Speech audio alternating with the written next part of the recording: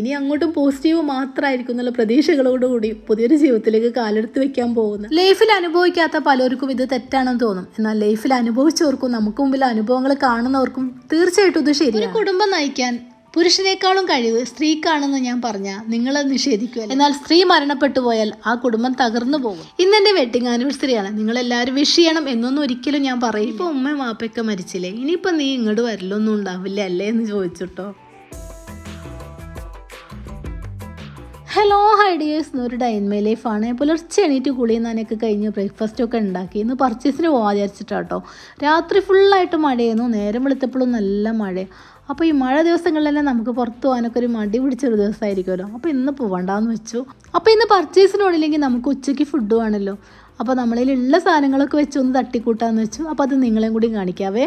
അങ്ങനെ മനസ്സോടുകൂടി കിച്ചണിൽ വന്നിട്ടുണ്ട്. അപ്പോൾ ആദ്യം തന്നെ നമുക്ക് ചോറുണ്ടാക്കാം. അപ്പോൾ ഈ കെറ്റിൽ വെള്ളം തിളപ്പിച്ചാൽ നമുക്ക് ചോറ് പെട്ടെന്ന് തിളച്ചാവുമല്ലോ എന്ന് വെച്ചാൽ അങ്ങനെ കെറ്റിൽ വെള്ളം തിളപ്പിച്ചു.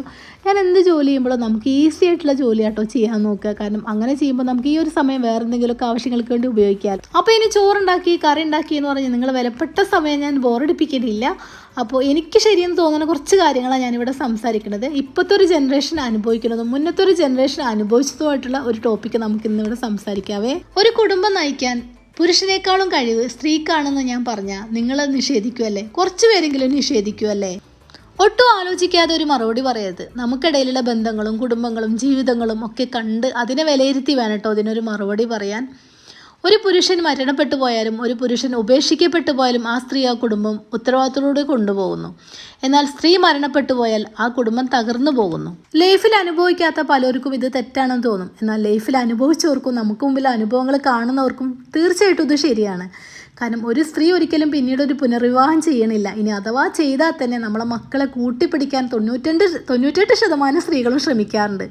എന്നാൽ പുതിയൊരു ജീവിതത്തിലേക്ക് കിടക്കും പുരുഷൻ ഒരിക്കലും അങ്ങനെ ശ്രമിക്കാറില്ല. ആ ജീവിതം തകർന്നു പോകണമായിട്ടാണ് കാണുന്നത്. ഈ ഒരു ടോപ്പിക്ക് സംസാരിക്കാൻ പറ്റിയ ഏറ്റവും ബെറ്റർ ആയിട്ടൊരു ദിവസം എന്നാണെന്ന് എനിക്ക് തോന്നി.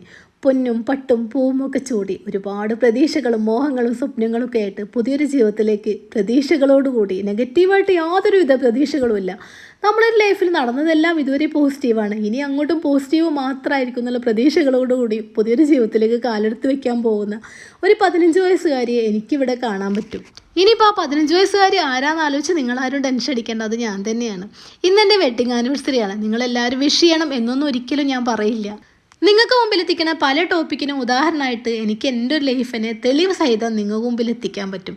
എൻ്റെ ഉമ്മ ഉപ്പയ്ക്ക് ഞാൻ വളരെ ചെറിയ കുട്ടിയായിരിക്കുന്ന സമയത്തെ മരണപ്പെട്ടു പോയിരുന്നു എന്ന് ഞാൻ പറഞ്ഞിരുന്നു. എൻ്റെ മാതാപിതാക്കളിൽ ആദ്യം മരണപ്പെട്ടത് എൻ്റെ ഉപ്പയാണ്. അപ്പോൾ എൻ്റെ ഉപ്പ മരണപ്പെട്ടപ്പോൾ വേദനയില്ല, വിഷമില്ല, അങ്ങനെ ഒന്നുമല്ല. എനിക്കിനി ഈ ദുനിയാവിൽ ഉപ്പാന്ന് വിളിക്കാൻ ഒരാളില്ല എന്നുള്ള ബോധം അന്ന് ഞാൻ ആദ്യമായിട്ട് തിരിച്ചറിഞ്ഞു. ആ ഉപ്പയുടെ കുറവ് അറിയിക്കാതെ മക്കളെ ഒരേപോലെ ചേർത്ത് പിടിക്കാൻ, ആ കുടുംബത്തിൻ്റെ ഭദ്രത നഷ്ടപ്പെടുത്താതിരിക്കാൻ എൻ്റെ ഉമ്മ ശ്രമിച്ചിരുന്നു. കൂടുമ്പോൾ ഇമ്പമുള്ളതാണല്ലോ കുടുംബം, ആ ഇമ്പം നഷ്ടപ്പെടുത്താതിരിക്കാൻ ശ്രമിച്ചിരുന്നു. 3 വർഷങ്ങൾക്ക് ശേഷമാണ് കേട്ടോ എൻ്റെ ഉമ്മ പിന്നീട് മരണപ്പെടുന്നത്. ഉപ്പ മരിച്ച് 3 വർഷങ്ങൾക്ക് ശേഷമാണ് ഉമ്മ മരണപ്പെടുന്നത്. ഉപ്പ മരണപ്പെട്ട് കഴിഞ്ഞപ്പോൾ നമുക്ക് ഉപ്പാന്ന് വിളിക്കാൻ ഒരാളില്ല. ആ സ്നേഹം നമുക്ക് ഭൂമിയിൽ എന്നേക്കുമായി നഷ്ടപ്പെട്ടു എന്നൊരു ബോധ്യം ഉണ്ടെങ്കിൽ പോലും ഉമ്മയുടെ മരണശേഷം തീർത്തും അനാഥയായിപ്പോയി. ഞാനെപ്പോഴും എൻ്റെ മോനോട് പറയൂ കേട്ടോ, നിൻ്റെ പ്രായം പോലും ഉണ്ടായിരുന്നില്ല എൻ്റെ ഉമ്മയും വാപ്പയൊക്കെ മരണപ്പെട്ട് ഞാൻ ഒറ്റയ്ക്കായിരുന്ന സമയത്ത് എന്ന് പറയൂ കേട്ടോ. എൻ്റെ ഉമ്മ മരണപ്പെട്ട് 2-3 ദിവസം കഴിഞ്ഞപ്പോൾ ചിലവരൊക്കെ എന്നോട് ചോദിച്ചു, ഇപ്പോൾ ഉമ്മയും വാപ്പയൊക്കെ മരിച്ചില്ലേ, ഇനിയിപ്പോൾ നീ ഇങ്ങോട്ട് വരലൊന്നും ഉണ്ടാവില്ല അല്ലേ എന്ന് ചോദിച്ചു കേട്ടോ.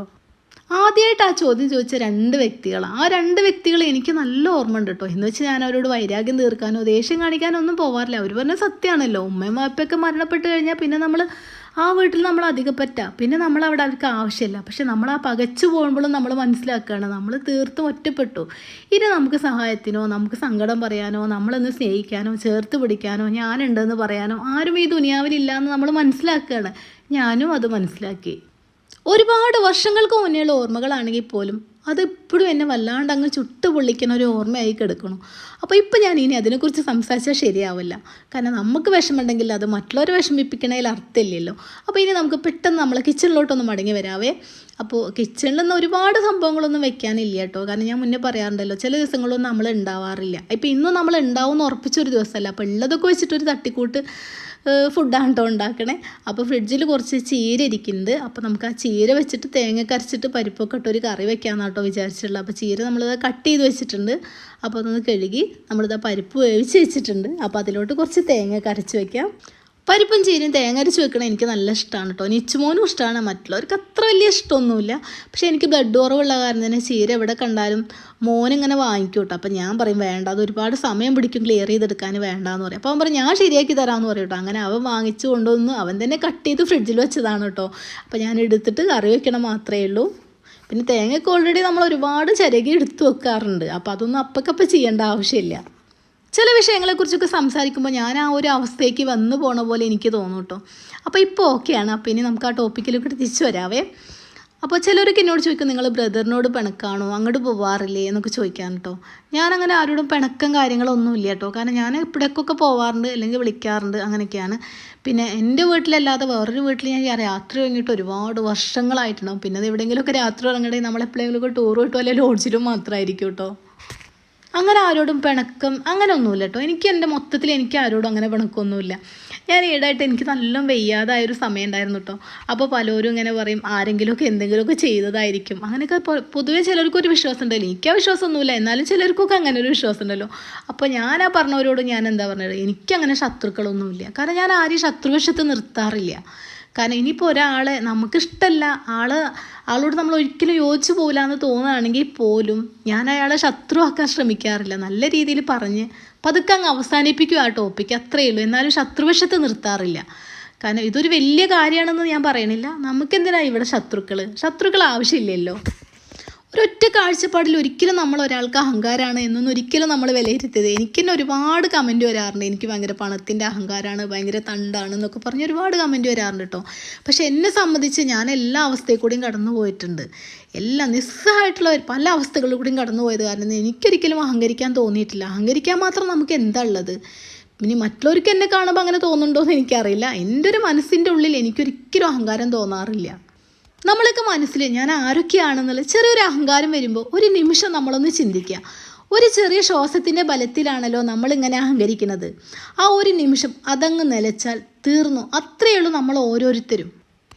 അതുപോലെ തന്നെ നമുക്ക് അഹങ്കാരം തോന്നുന്നുണ്ടെങ്കിൽ നമ്മളെ നശിപ്പിക്കാൻ ഒരു ശത്രുവിൻ്റെ ആവശ്യമില്ല. അഹങ്കാരം തന്നെ നമ്മളെ സ്വയം അങ്ങ് നശിപ്പിക്കും.